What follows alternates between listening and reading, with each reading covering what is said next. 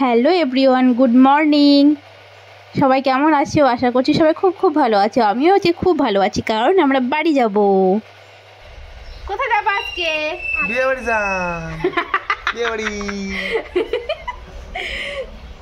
আর এখানে মা রান্না বান্না স্টার্ট করে দিয়েছে। বেগুন ভাজা, উচ্ছে সেদ্ধ, আলুর তরকারি, এইসব আর কি নিয়ে যাওয়ার জন্য, খাবার জন্য নিয়ে যাওয়ার জন্য। আর এখানে মামার জন্য আমি আপেল সেদ্ধটা নিয়ে যাব আর কি, জুসটা খাবো আর আপেল সেদ্ধটা নিয়ে যাব।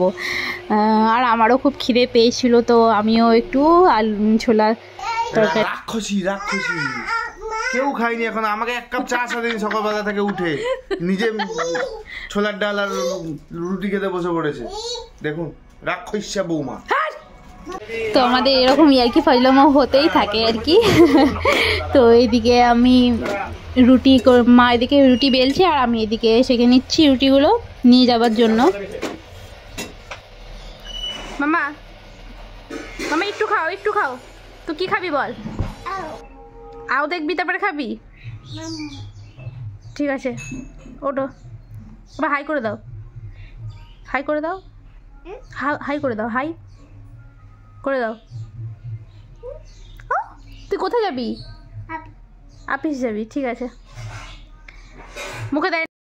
তারপরে আমাদের খাওয়া দাওয়া স্টার্ট হয়ে গেছে। আর আমরা সেদিনকে নিরামিষই খেয়েছিলাম, কারণ আমাদের নিরামিষ খেতে হবে, আমরা তো দীক্ষা নেব না, তার জন্য নিরামিষ খেতে হবে। তো মেনুতে ছিল বেগুন ভাজা আর আলু সেদ্ধ আর ডাল, সেরকম কিছু ছিল না। যাও না, ওটা করে এসে যাও, করবি না?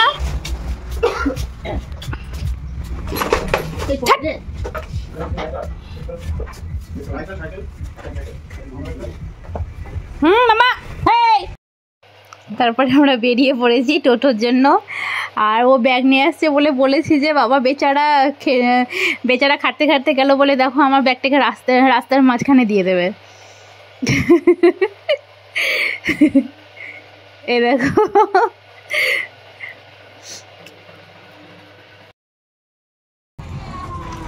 বলবেই না যে ঠু বলো বুনু। তো টাটা বাই বাই আসাম। তো আমরা চলে এসেছি কোকরাঝাড় স্টেশনে। আর স্টেশনে এসে দেখি বাপরে ভিড়, সব ছেলেগুলো মনে হয় পরীক্ষা চলছিল। এখন আমাদের ট্রেন লেট আছে, কামরূপ এখন 2টোর সময় আসবে, যেখানে কথা ছিল 1টা কততে আসা। হ্যাঁ 1টা কততে আসা?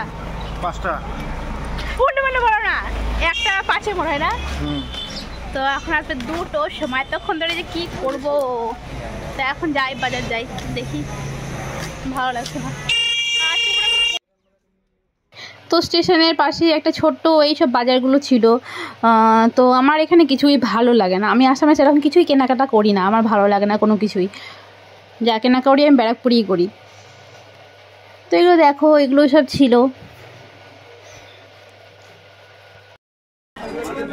এদিকে আমাকে রেখেও চলে গেছে, মানে আমি বলেছি ফুচকা খাবো বলে রেখে চলে গেছে। বলছে ট্রেন চলে এসছে আর তুমি ওখানে ফুচকা খেতে যাচ্ছ। আর আমার ধানটাই ছিল ফুচকা খাওয়ার। এখানে সকালটা, মানে এখানে সকালের দিকে দুপুরের দিকেই ফুচকাটা বসে, বিকেলে বসে না। তো কবে থেকে খাইতে তো ইচ্ছে করলো, তার জন্য আমি বললাম, বাহানা করে নিয়ে এলাম যে ফুচকা খাবো, তো চলেই গেল। দেখো আমি আসলে আমার উদ্দেশ্যটা ছিল ফুচকা খাওয়ার। হ্যাঁ, এখানে তো সকালে ফুচকা পাওয়া যায় এই টাইমে, তো তার জন্য আমি আরও বাহানা করে এলাম ফুচকা খাওয়ার জন্য। আর ও রেগে চলে গেছে কি আমাকে ওখানে লুকিয়েছিল, আর আমি বললাম রাস্তায় একা হেঁটে হেঁটে এলাম। হ্যাঁ দেখুক সবাই, ওখানে লুকিয়েছিল আর হয়তো সত্যি সত্যি চলে গেছে হয়তো। ফুচকা তো খাওয়া হলোই না, চলো। কখন এখন ট্রেন আসবে ভাল লাগে না।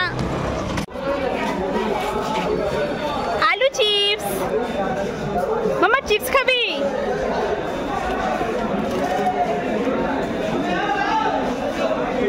কত ভিড় আজকে, সব যাবে কলকাতা। তো দেখো আমরা ট্রেন চলে এসেছিলো, 2টো কততে এসেছিলো বেশ। আর আমার খুব খিদে পেয়েছিলো বলে আমরা খেয়ে নিচ্ছি রুটি, আলুর তরকারি, ছোলার ডাল, বেগুন ভাজা, আর একটা করে আছে ল্যাংচার মতো মিষ্টিগুলো।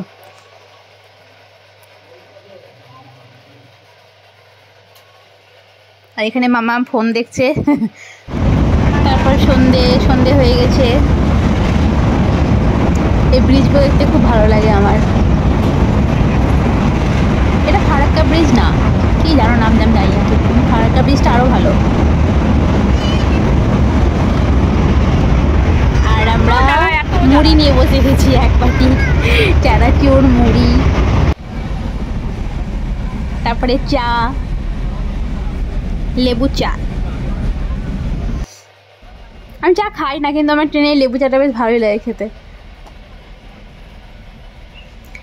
তারপরে দেখো বাবা বলে পিঠে খানিক মেরে দিত, তো আমি বাবার পিঠে এরকমই করি, মানে পিঠে একটু ব্যথা হয় তো আমি যত শক্তি জোরে জোরে জোরে কি মারি বাবার পিঠে। তো তোমরা হয়তো ভাববে যে এবার শ্বশুরকে এরকম করে, কিন্তু না, এরকম না, মানে আমাদের ওই বাবা মেয়ের মতো, মানে বৌমা মানে না, মানে মেয়ের মতনই আমি আর কি সব কিছু। আমরা ব্যান্ডেলে নেমে লোকাল ট্রেনে উঠে পড়ি, আর তখন শরীর দিচ্ছে না। ওই যে লোকাল ট্রেনের শেওড়াফুলিতে নেমে তারপরে আমরা ঘাট পেরোবো এবার।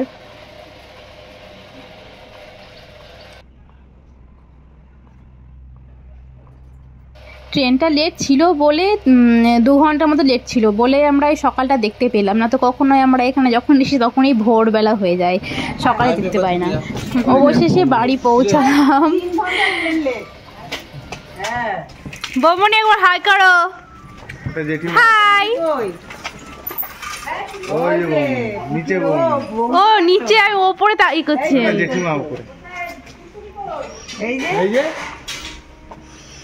থাকো।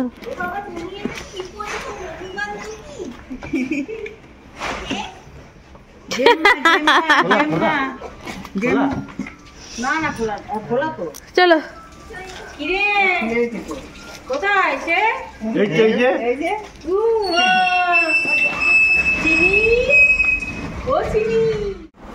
তো দেখো বন্ধুরা, বাড়ি চলে এসেছি, আর বাড়ি এসে একদম যা কাজ আর কি লেগে পড়েছি, আর এখনো মানে কিছুই ফ্রেশ হয়নি, মুখটাও ধুইনি, বাসি মুখেই করছি।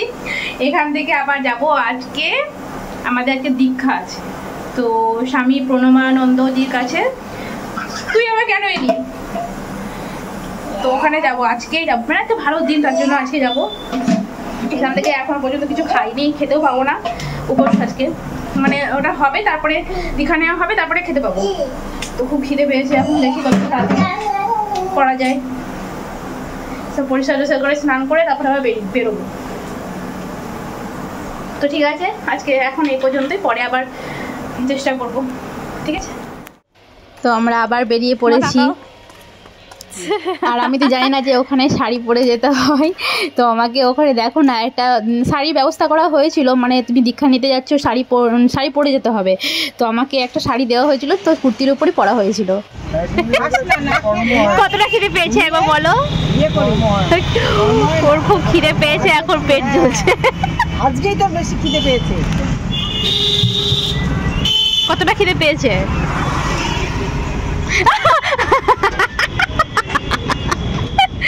মামামি ভালো, মামামের খিদে পায় না কিছু না, আর বাবার খিদে পেয়ে। মাম্মা হাই করে দাও, সব কিছু মুখে। সত্যি বলতে আমারও আর শরীর দিচ্ছিল না, মানে খিদেটা প্রচুর পেয়েছিল, তো ঘুম হয়নি, আর তারপরে রাতে সে 2টো রুটি খেয়েছি, তারপরে এই সারাদিন না খেয়ে, হ্যাঁ মানে শরীর আর দিচ্ছিল না। তারপরে আমরা পৌঁছে গেছি, দেখো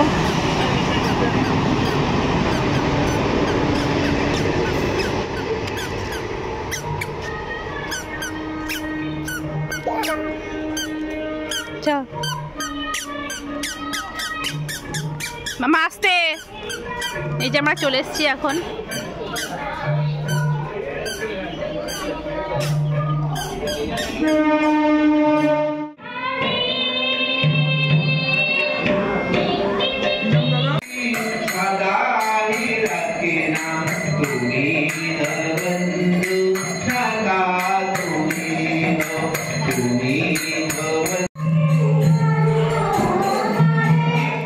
তো ইনি হলেন আমাদের গুরুজি, ইনার কাছেই দীক্ষা নেওয়া আমাদের।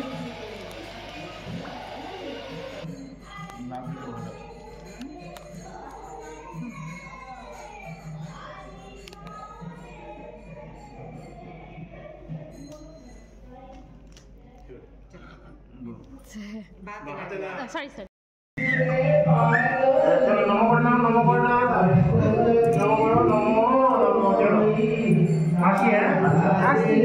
আজকে এসছি আমরা।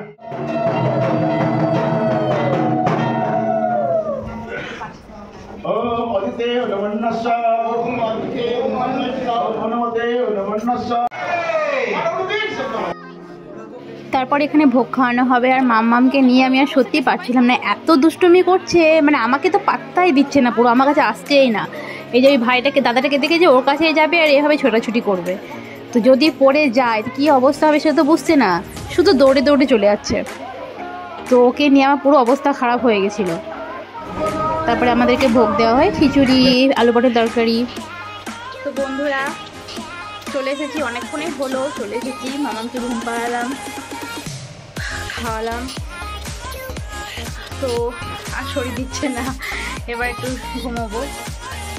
এক জায়গা থেকে এসে আর এক জায়গা, তুমি বুঝতে পারছো কতটা মানে শরীরও পড়ে গেছে। তো খুব কষ্ট করে ভিডিওটা বানিয়েছি, তো ভালো লাগলে প্লিজ লাইক কমেন্ট করো, আর যারা নতুন দেখছো তারা প্লিজ সাবস্ক্রাইব করে দিও। আমার টাইম মানে খুব মেয়ে করে আমি ভিডিওটা বানাই, দেখলো তো মেয়েকে নিয়ে কীভাবে ভিডিও বানাই, শুধু মানে ইচ্ছে করে বলে আমি ভিডিওটা এখনও বানাচ্ছি, জানি না কত দূর চলবে।